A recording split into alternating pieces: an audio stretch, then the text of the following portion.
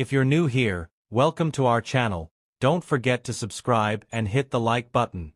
Your support means the world to us and helps us keep sharing stories that deserve to be heard.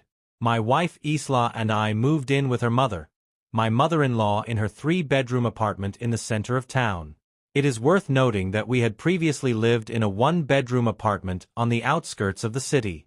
The move was a major shift for us, not only in terms of space but also in terms of lifestyle. Living downtown meant that everything was more accessible, but it also meant that privacy was harder to come by that day. I woke up early to wash my hair before work. Isla was still asleep, wrapped tightly in the blanket, oblivious to my attempts to slip out quietly without waking her. As soon as I crawled out from under the blanket, the morning chill hit me, making my run to the bathroom even more awkward. My mother-in-law, Emma, was already awake. She was a lush woman with a carefully painted face, her makeup always flawless. Even at this early hour, she worked in some kind of construction department and treated me harshly, though she was known to be that way with everyone, not just me. Her husband had died of a heart attack long before we were married, and Emma had been on her own ever since. Trying not to make any noise, I stepped out into the hallway. The light was on in the kitchen, which meant Emma was up. She was always the first to wake up. She had a habit of getting everything ready for the day before anyone was awake. The hallway had a soft, tufted carpet that muffled my footsteps. As I moved, I dug through my jacket pockets looking for a hairbrush, then turned to the bathroom door and stopped. I stood in a beam of light from the kitchen that was visible from where I stood. I could almost see Emma in her robe, standing by the kitchen cabinet and swaying strangely and convulsive, her hands grasping the countertop. At first, I thought she wasn't feeling well, perhaps dizzy or in pain. I instinctively rushed forward, took a couple steps, and then stumbled. Something was wrong. Looking closer, I realized what she was doing well. I thought to myself, she's a woman and she's lonely without a man. So she decided to take care of herself, finding a moment of release and the loneliness of the early morning, clumsily out of inertia. I entered the kitchen.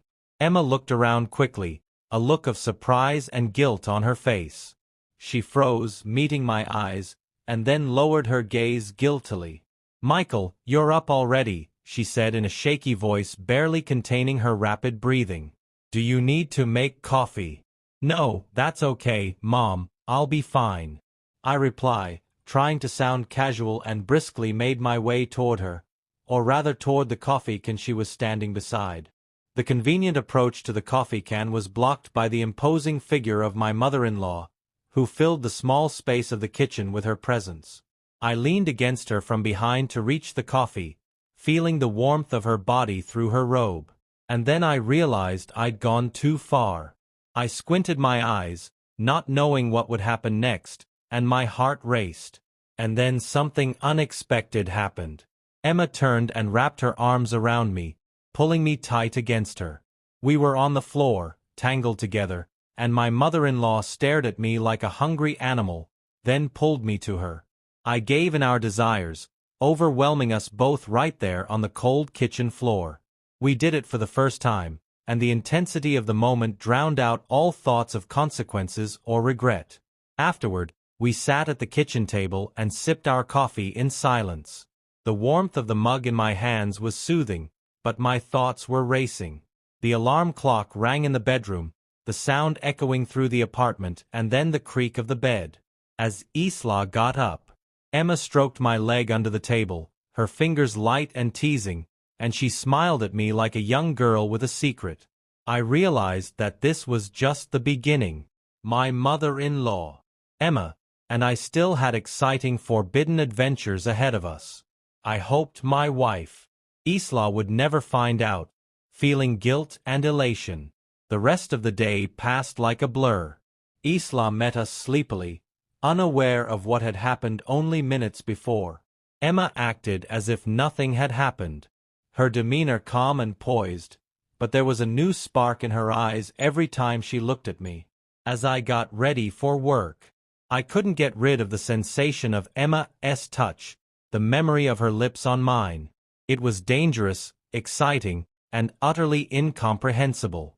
As the days passed, Emma and I developed a secret understanding.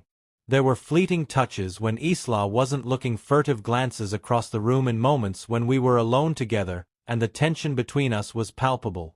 Each encounter added a new layer to our relationship, built on secrecy and forbidden desire. The risk of being caught only heightened the excitement, and I craved those moments more and more. One evening, Isla stayed late at work, leaving Emma and me alone in the apartment. As soon as the front door closed behind Isla, Emma pounced on me. We didn't even make it to the bedroom. Our passion overwhelmed us in the living room, on the couch. It was reckless, but in that moment it seemed to be the only thing that mattered. We lost ourselves in each other, and the world outside the window went dark. Guilt was ever present in the back of my mind, but it was overshadowed by the excitement of it all when we were alone together. Emma was like a different person, no longer the strict, balanced mother-in-law, but a woman full of passion and longing, and I was drawn to her, unable to resist the pull of our secret affair. I knew it couldn't last forever. The danger of exposure was real, and I tried not to think about hurting Isla. But for now, Emma and I were content to live in the moment, enjoy the stolen time we had together, and keep our secret from the world.